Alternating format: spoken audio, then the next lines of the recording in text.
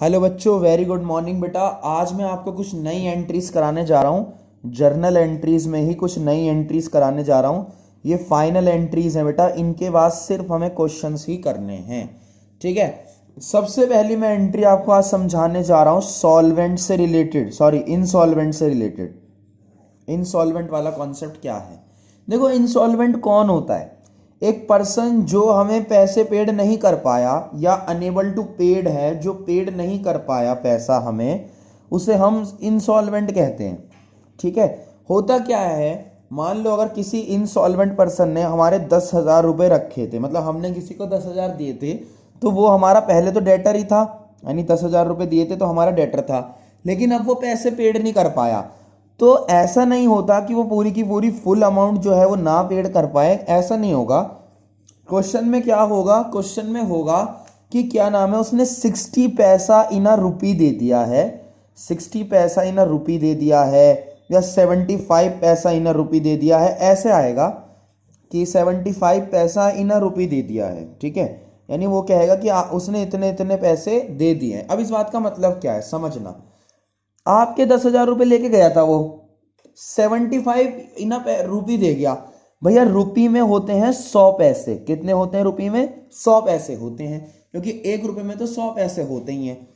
और 75 पैसा दे के जा रहा है, इसका मतलब क्या है कि उसने आपके 75 पैसा दिए हैं आपको 100 पैसे पे। मेरी बात सुनो, एक रुपए पे वो आपको 75 पैसे दे रहा है, दैट मीन 0.75 दे रहा है आपको। एक रुपए पे वो आपको 75 पैसे दे रहा है ना। इसका मतलब क्या है, अगर एक मतलब क्या है, एक रुपए में 100 पैसे हैं तो वो आपको 75 पैसे दे रहा है। ठीक है ना। इसका मतलब क्या है, वो आपको 7500 पेड कर रहा है। अगर यहाँ 60 होता तो 60 ले लेते, 70 होता तो 70 ले लेते। और यहाँ पर अमाउंट जितनी भी वो डेटर था हमारा, उतनी अमाउंट होगी। जैसे कि मान लो मैं कहता हूँ एक डेटर है जिसके ऊपर 50,000 रुपये उधार थे, लेकिन वो इंसॉल्वेंट हो गया, उसने मुझे 60 पैसा दिए ना रुपी, तो 60 अपॉन में 100। ठीक है। 60 पैसा ही ना रुपी दिए, कोई दिक्कत तो नहीं। अच्छा, एक एंट्री और। अब एक एंट्री आती है बेटा क्लोजिंग स्टॉक की एंट्री। आपका ना एक फाइनल अकाउंट चैप्टर होगा। कौन सा चैप्टर होगा? फाइनल अकाउंट चैप्टर होगा, जिसमें मैं आपको एक अकाउंट सिखाऊंगा जिसका नाम है ट्रेडिंग अकाउंट। जिसका नाम होगा ट्रेडिंग अकाउंट। वो अभी काफी दूर है।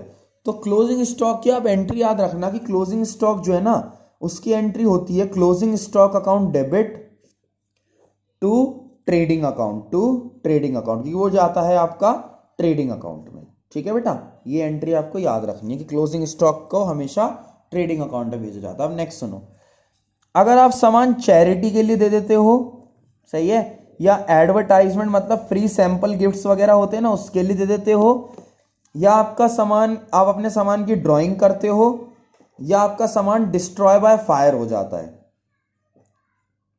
डिस्ट्रॉयड बाय फायर हो जाता है, कोई भी केस हो, मतलब चाहे चैरिटी के लिए दिया है, दान में दिया है, चाहे ड्राइंग करी है, चाहे एडवर्टाइजमेंट करा है, चाहे डिस्ट्रॉय बाय फायर है, चाहे उसमें आग लग गई है सामान में, याद रखना जो भी काम हुआ है उसे डेबिट कर देना। चैरिटी वगैरह को कर देना डेबिट। ठीक है। और टू, जो टू साइड में आएगा बेटा, टू में आपका हमेशा परचेज अकाउंट आएगा। क्या आएगा? हमेशा परचेज अकाउंट आएगा। परचेज अकाउंट क्यों आएगा बेटा? परचेज अकाउंट इस वजह से आएगा, चाहे आप दान में दो सामान, चाहे आप फ्री सैंपल के तौर पे बांटो, चाहे आप ड्राइंग करो, चाहे क्या नाम है आप डिस्ट्रॉय बाय फायर हो, कुछ भी हो, हमेशा दिया वही सामान जाता है जो आपने कभी ना कभी खरीदा था। यानी ड्राइंग करोगे तब भी वही सामान की करोगे जो आपने कभी ना कभी खरीदी थी। चैरिटी करोगे तो हमेशा उसी सामान की चैरिटी करोगे जो आपने कभी खरीदा था। एडवर्टाइजमेंट में दोगे तो एडवर्टाइजमेंट टू परचेज। ठीक है। डिस्ट्रॉय बाय फायर होगा तो डिस्ट्रॉय बाय फायर भी सामान भी वही जलता है जो कभी ना कभी आपने खरीद के अपने स्टॉक में रखा था।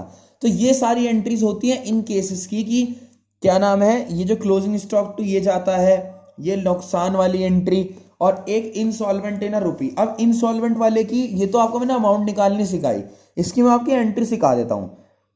Cash account debit, bad debts account debit. ठीक है। Bad debts account debit.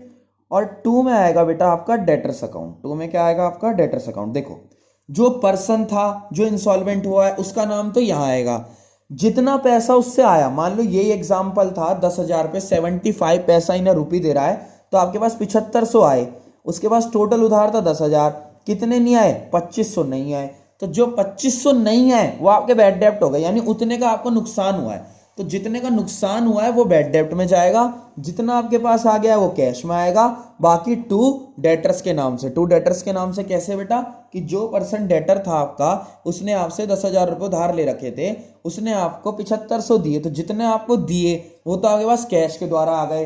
बाकी जितने का आपको नुकसान हुआ उतने के क्या बन गए? वो बैड डेब्ट्स बन गए। ठीक बात है बेटा। तो ये आपकी एंट्रीज हैं, इनको कंप्लीट करो। नेक्स्ट क्लास में हम आगे अच्छे अच्छे क्वेश्चन करने जा रहे हैं। ठीक है बेटा, थैंक यू सो मच।